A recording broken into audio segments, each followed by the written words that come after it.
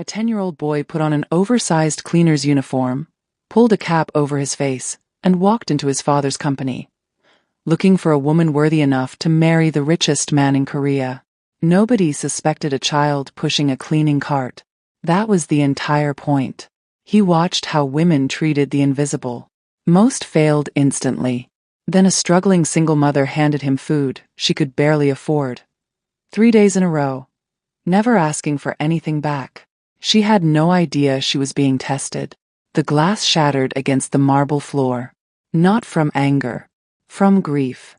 Park Jae-won, the wealthiest man in South Korea, stood in his empty penthouse at 2 a.m., holding the broken pieces of a photo frame. Inside it, his late wife, smiling on their wedding day. 7 years. And the pain hadn't dulled. Not even slightly. His son, Min-jun, 10 years old, appeared in the doorway in his pajamas. He'd heard the crash. He rubbed his eyes and looked at his father. This powerful man who could buy entire cities, crouched on the floor, picking up broken glass like a broken man. "Father," Min-jun whispered. Jae-won looked up. He straightened immediately, cleared his throat. The billionaire mask went back on. "Go back to bed, son." But Min-jun didn't move. He walked forward carefully, avoiding the glass, and sat beside his father on the cold floor. Right there. No questions. Just presence. For a long time, neither of them spoke.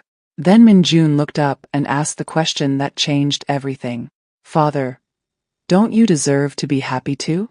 Jae-won stared at his son. 10 years old and already carrying wisdom that most adults never find. He sighed. "Happiness is complicated, Min-jun." "It doesn't look complicated," the boy said simply. "You just look lonely." The words landed like a punch. Jae-won turned away toward the window, the Seoul skyline glittering below them. Millions of lights, millions of lives, and here he was, surrounded by everything and holding nothing. "I made your mother a promise," he said quietly. "I told her I would never bring a stranger into our home, just for the sake of company." "So, what would make it not a stranger?" Min-jun asked. Jae-won looked at his son for a long moment. "Someone you chose," he said. "The only woman I will ever marry again is someone you, my own son, believe is worthy of our family." Min-jun nodded slowly, as if he was filing that away somewhere important. Jae-won ruffled his hair and sent him to bed. He thought nothing more of it. He should have paid more attention. Meet Park Jae-won, 38. Steel jaw, sharp eyes. A man whose name made CEOs nervous and whose silence made boardrooms hold their breath. He built his empire from scratch after his father's company collapsed. He did it in 9 years. Nobody thought he could. He proved them all wrong. But behind closed doors, he ate dinner alone every night. His housekeeper said he sometimes sat at the dining table for an hour without touching his food. Just sitting. Just remembering. Meet Park Min-jun, 10 years old. His father's sharpest reflection. Quiet, observant, dangerously intelligent for his age. He watched everything. He noticed everything. And now, he had a mission. And then there is Grace. Grace Amara, 31. A black woman with a laugh that could warm a cold room and eyes that saw through people immediately. She was raising her 3-year-old daughter, Lily, completely alone. No family support. No safety net. Just her 2 hands, her stubborn heart, and a part-time job at a childcare center inside one of Park Jae-won's company facilities. She didn't know any of this yet. She didn't know that a 10-year-old boy had just made a decision that would completely redirect her life. But that night, while Jae-won stared at Seoul's skyline and Grace rocked Lily to sleep in her small apartment across the city, something invisible had already been set in motion. 3 weeks after that night, Min-jun walked into his father's home office with a notebook. Jae-won looked up from his laptop. "What is that?" "A plan," Min-jun said, sitting down across from him like he was about to pitch a business proposal. Jae-won leaned back slowly. "A plan for what?" "To find your wife." Silence. Then Jae-won laughed. Genuinely, unexpectedly. "Min-jun, you made a promise," the boy said calmly. I'm taking it seriously. Jae-won studied his son. That expression. That focus. It was frightening sometimes, how much the boy resembled his mother. All right, Jae-won said carefully. What's your plan? Min-jun opened the notebook. He had actually written things down. Jae-won leaned forward, curious despite himself. Rich women will act a certain way around you, because they know who you are, Min-jun said. So we can't test them around you. We need to test them around someone they think doesn't matter. And who would that be? Min-jun looked at him directly. Me. As a cleaner. Jae-won stared. Absolutely not. Father. You own 12 facilities. I go to one. I watch how women treat the workers. Character doesn't hide when people think nobody important is watching. Jae-won opened his mouth. Closed it. The logic was infuriatingly sound. You're 10, Jae-won said. And I'm right, Min-jun replied. 2 days later, against every instinct he had, Jae-won allowed it. With conditions, security nearby, always. A trusted staff member as cover. And the moment anything felt wrong, it was over. Min-jun agreed to every term without blinking.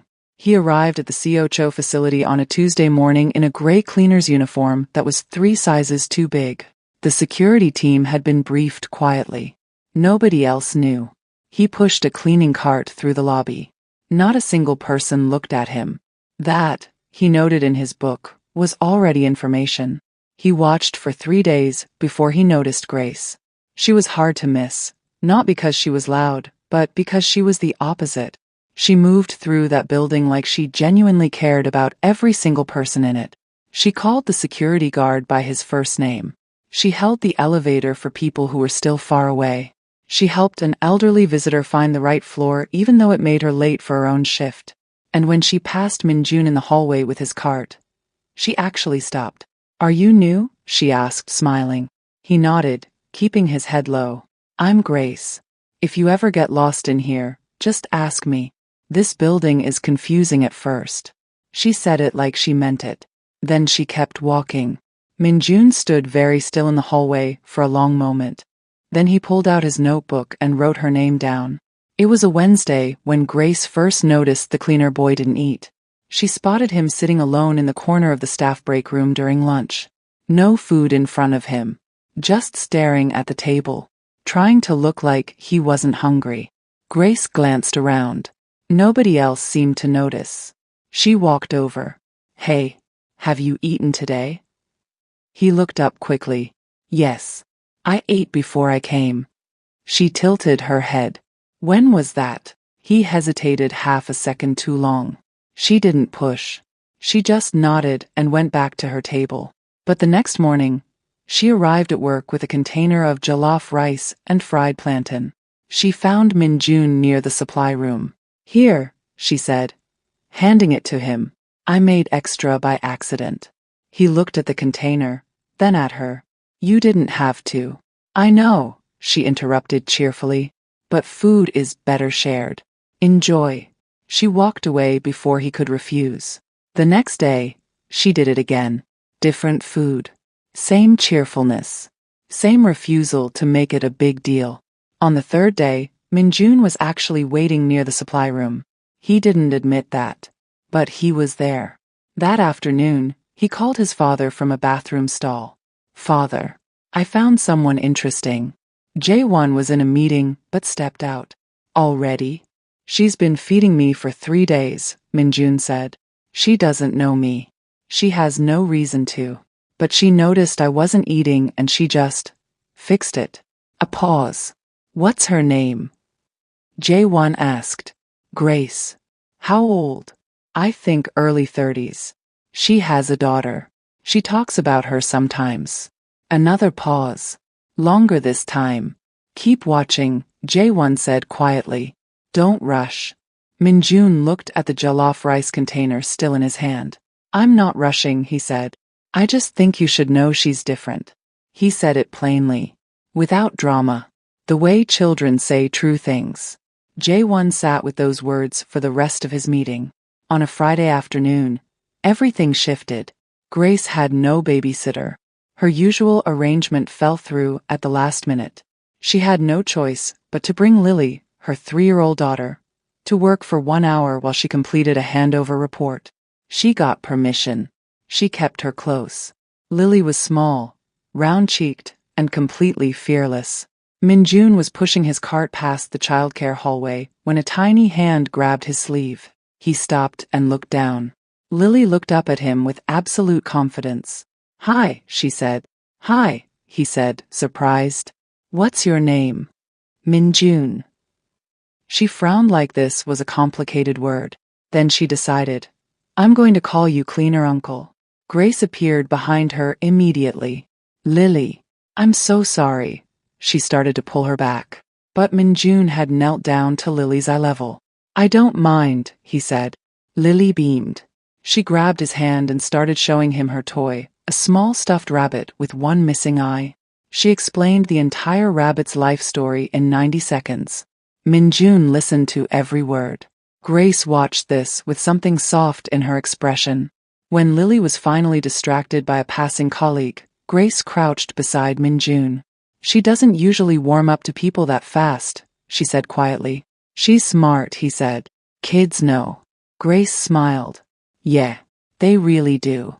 Later that evening, Minjun sat in the back of his father's car and said nothing for a long time. Jae-won finally asked, "What happened today?" "I met Lily," Minjun said. "Grace's daughter." And Minjun turned and looked at his father with an expression far too old for his face. "Father," he said, "I think I want a little sister." Jae-won went completely still. The car was quiet for a long time.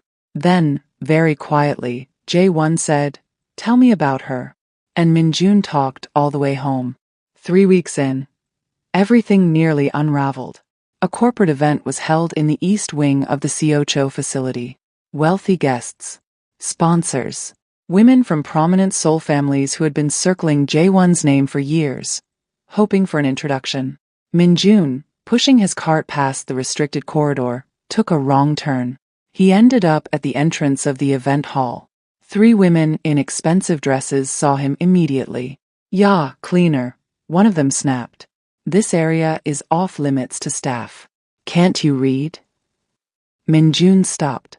"I apologize. I took the wrong." "Why are you even speaking?" another one interrupted, laughing. "Just go. And try not to touch anything on your way out." The third woman wrinkled her nose. "These facilities really need to be more careful about who they let wander around." Minjun said nothing. He turned the cart slowly. Then he heard a voice cut through the room like a blade. "Excuse me." Grace was standing in the hallway entrance, a folder in her hand, her eyes fixed on the 3 women. The room shifted. "A person's value," Grace said clearly, "is not determined by their job title." One of the women raised an eyebrow. "I'm sorry, who are you?" "Someone who works here," Grace said simply. "Just like him. And just like you. The last time I checked, we all walk through the same front door." She looked at Minjun. "Are you okay?" He nodded slowly. "Come on," she said. "I'll show you the correct route." She walked away without waiting for a response from the women. Minjun followed her, leaving 3 speechless women behind. When they reached the correct corridor, Grace stopped and turned to him. "You okay?" she asked again. This time softer. "Why did you do that?" he asked. "They could cause problems for you." She shrugged. "Probably. But I'm not able to watch someone get spoken to like that and just walk past. I can't do it." She handed him a small pack of biscuits from her pocket. "Eat something," she said. "And ignore people like that. They're not worth your energy." She walked back to her floor. Minjun stood in that corridor for a full minute. Then he took out his phone and called his father. "Father." "Yes." "It's her," he said. "I'm certain." Jae-won trusted his son. But he needed to see for himself. He had his assistant arrange a quiet staff appreciation luncheon. Casual, no obvious reason for Grace to be suspicious. She was invited along with 4 other employees as part of a team recognition. She arrived in a neat blouse and slacks. No designer anything. She looked completely comfortable. The lunch was held in a private room. A man sat at the head of the table. Distinguished, well-dressed, warm eyes. He introduced himself as Mr. Park. Grace had no idea who he was. "Tell me," J1 said after the food was served, "what do you love most about your work here?" The other employees gave polished answers. Predictable ones. Grace thought for a moment. "The children," she said. "I love that I get to be part of how they experience the world in those early years. It matters more than people realize." "What made you choose this field?" he asked. She smiled. "My daughter. When I was figuring out how to raise her alone, I realized what I actually wanted her surrounded by, people who were genuinely present. So I decided to become that for other children too." J1 studied her. "You're raising her alone?" he asked. Not intrusively. Genuinely. She met his eyes without flinching. "Yes. It's hard sometimes. But she's the best thing in my life, so I don't count the cost." J1 picked up his glass slowly. "You said, hard sometimes," he said. "Not too hard. Not impossible.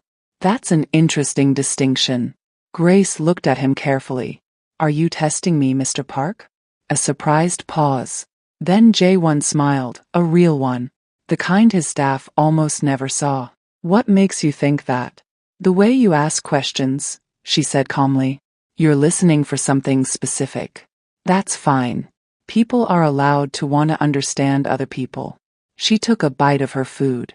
"Whatever you're trying to understand, I'd rather you just ask me directly. I'm not complicated." J1 sat back. He thought about every socialite, every matchmaking proposal, every polished woman who had sat across from him over 7 years.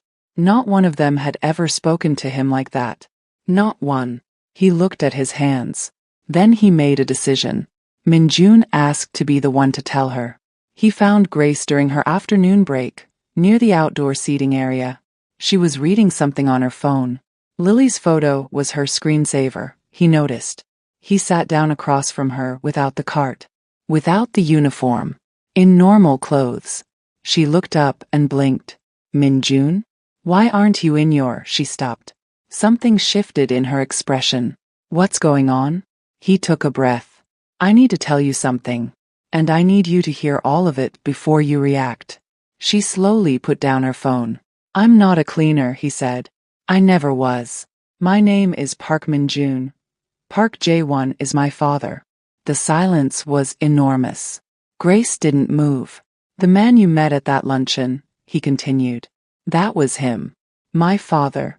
The owner of this company." Her face cycled through confusion, then realization, then something that looked like ice forming. "The food," she said slowly. "Watching how I treated people. The incident with those women. The luncheon." "Yes," he said quietly. She stood up. "I was a test," she said. Her voice was very controlled. "I was an experiment." "Grace." "No." She stepped back. "I treated you like a child who needed kindness. I defended you because it was the right thing to do. Not because I wanted anything from it. And now you're telling me it was all. That someone was watching and evaluating me like I was an animal in a study?" Her voice cracked slightly on the last word. Minjun looked down. "I know how it sounds." "Then why?" she demanded. "Why do it this way?" "Because people are different when they think no one important is watching," he said quietly. "And I needed to see who you really were." "Who I really am," she repeated. She laughed, but it wasn't funny. "I'm someone who just got completely embarrassed." She picked up her things and walked away. Minjun didn't follow her. He sat alone in the outdoor seating area for a long time. Then he called his father. "She knows." "How did she take it?" "She left." A long pause. "Give her 2 days," J1 said. "Then I'll reach out." "Father," Minjun hesitated. She was really hurt. "I know," J1 said, and his voice was heavy with something more than business. "So was I once. But some things are worth the discomfort of honesty." 2 days later, Grace received a letter. Not an email. Not a message. A handwritten letter, delivered to her apartment door. It was from J1. It said, "You told me at lunch that you'd rather someone ask you directly. So here I am, asking directly. Not as a billionaire. As a man who's been alone for 7 years and watched his son light up for the first time in memory. Because of you and your daughter. What impressed me was not what you did when you knew someone was watching. It was everything you did when you believed nobody was. You don't owe me forgiveness. But I would be grateful for the chance to simply talk. No tests. No games. Just honesty. Grace read it 3 times. Then Lily climbed onto her lap and pointed at the paper. What's that, Mama? A letter, Grace said. From who? Grace was quiet for a moment. Someone who was honest, she said finally. Eventually. She called him. They met for coffee, just the 2 of them, in a small place with no cameras and no staff. He came alone. No security visible. She was nervous. She didn't hide it. I don't understand why me, she said, wrapping her hands around her cup. There are women who actually belong in your world. My world, J1 said, is very empty. It looks large from the outside, but it echoes. She looked at him. My son hasn't laughed like that since his mother died, he said. And the first time I heard him laugh again, actually laugh, it was when Lily was telling him about her one-eyed rabbit. Grace smiled despite herself. She takes that rabbit very seriously, she said. As she should, he said. They talked for 2 hours. About real things.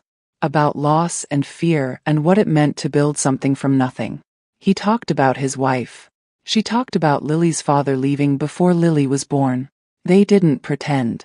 It was the most honest conversation J1 had in 7 years. Over the following months, it continued. Slowly. Carefully. No rushing.